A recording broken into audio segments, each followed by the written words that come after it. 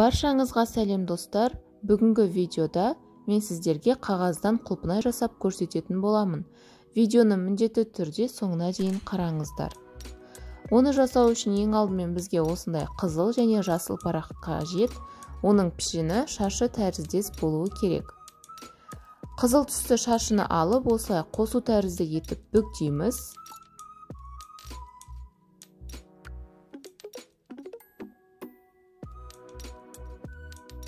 Содан соң осы әрекетті жасаймыз.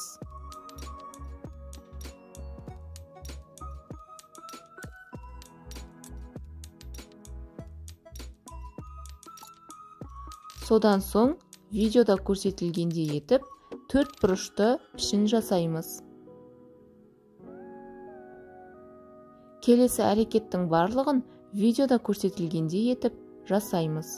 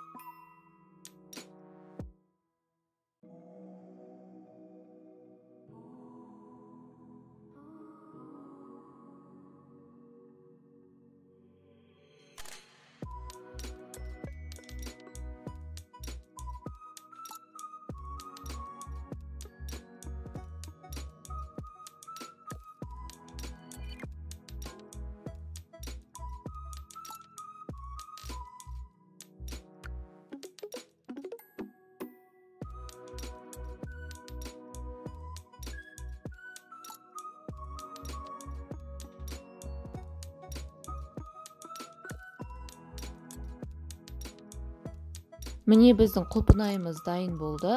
Ал енді құлпынайдың жапырағын жасауға кірісеміз. Ол үшін жасыл парақты алып, осылай бүктейміз.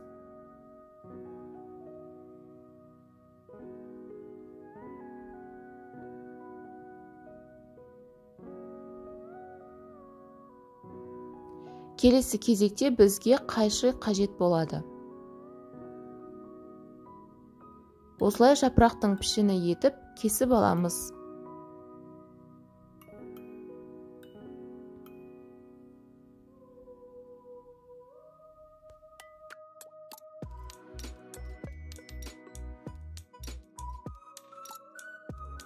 Алдын ала құлпынайдың сабағын осылай жасап аламыз.